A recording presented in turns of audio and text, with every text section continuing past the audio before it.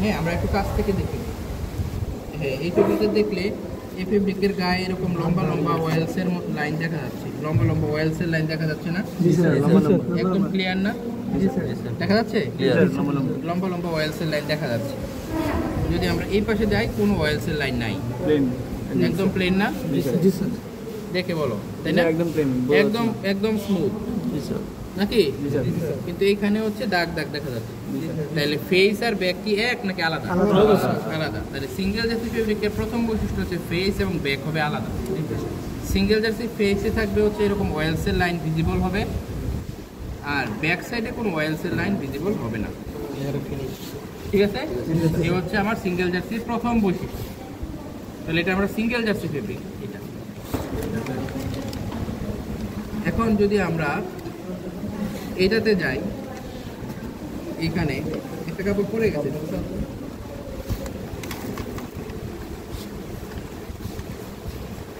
যদি আমরা এখানে আসি, এটাতেও দেখো ওয়েলসের লাইনগুলো স্পষ্ট বোঝা যাচ্ছে।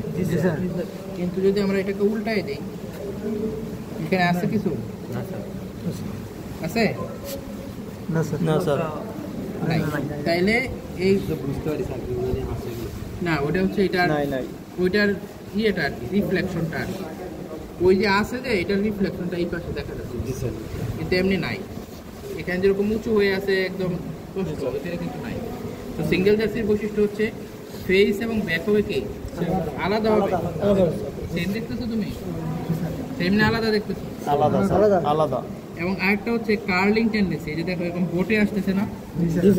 এই বোটে আসবে হচ্ছে সিঙ্গেল জার্সি ফেব্রিক, এরকম বোটে আসবে। তাহলে কার্লিং টেন্ডেন্সি থাকবে, আর হচ্ছে ফেস এবং ব্যাক হবে আলাদা। এটা হচ্ছে সিঙ্গেল জার্সির প্রথম বৈশিষ্ট্য।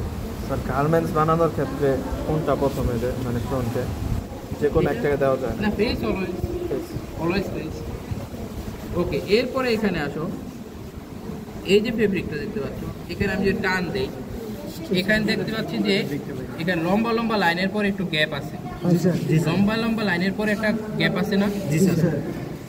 আবার যদি আমরা এই পাশেও দেখি, এখানেও কিন্তু লম্বা লম্বা লাইনের পরে গ্যাপ আছে, আছে না? এটা হচ্ছে রিপ ফেব্রিক। এবং এই যে লম্বা লম্বা লাইনগুলা, এগুলোকে বলতেছি আমরা কর্ড লাইন। তো রিপ ফেব্রিকের বৈশিষ্ট্য হচ্ছে বোথ সাইড হবে সেম, বোথ সাইডে কর্ড লাইন থাকবে। এই যে এখানেও কর্ড লাইন আছে, তাই না? বোথ সাইডে কর্ড লাইন থাকবে। এবং এই যে তোমার গ্যাপগুলা, একটা মানে মোটা দাগের পরে একটু গ্যাপ আছে, মোটা দাগের পরে একটু গর্ত আছে।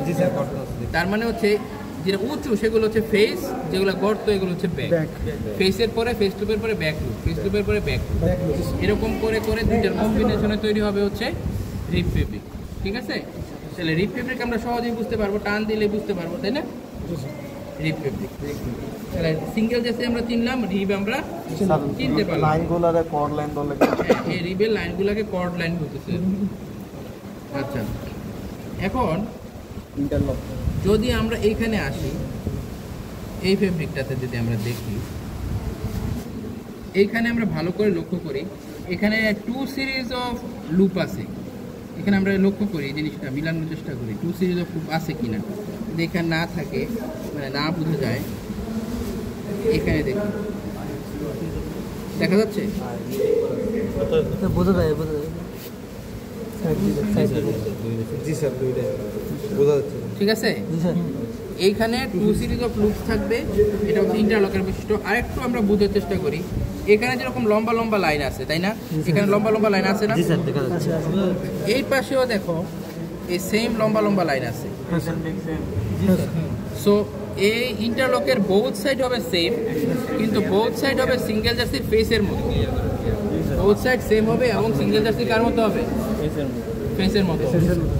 ঠিক আছে? তাহলে এই হচ্ছে ইন্টারলকের চিনার উপায়। তাহলে সিঙ্গেল জার্সি রিপ ইন্টারলক নিতে পারছি আমরা। আচ্ছা, এখন এখানে আমরা আরেকটা ফেব্রিক চিনব। ঠিক আছে? এটা হচ্ছে লাকোস্ট ফেব্রিক বলে। লাকোস্ট ফেব্রিক চিনার উপায় হচ্ছে, এখানে ডায়াগোনাল লাইন আছে, ডায়াগোনাল লাইন আছে, এবং ডায়াগোনাল লাইনগুলো স্পষ্ট। এদিকেও যেরকম আছে লাইন, এদিকেও ডায়াগোনাল লাইন আছে। ঠিক আছে? এরকম যখন ডায়াগোনাল লাইন থাকবে তখন এটা হচ্ছে লাকোস্ট বলে। এখন এটা সিঙ্গেল না ডাবল? সিঙ্গেল হইলে এই নর্মালি যে ডায়াগোনাল লাইনগুলো ফাইনার হয়, চিকন হয়, এখানে কম্পারেটিভ মোটা দেখা যাচ্ছে, তাই না? এটা ডাবল লাগবে। আর এই পাশটা দেখো একদম প্লেন, এই পাশে কিছু নাই, তাই না? এই পাশটা কি প্লেন না? তাহলে এই হচ্ছে আমার ডাবল লাকস ফেব্রিক। স্যার এটা কি এটা? এটা বন্ধ করো স্যার এই ফেব্রিকটা স্যার এই তো ওয়েস্টেড ওপেন এটা হচ্ছে লাকস দেখতে স্যার এগুলো লাগতেছে ওইটা রিপের মতো রিপ দিয়ে তৈরি করা।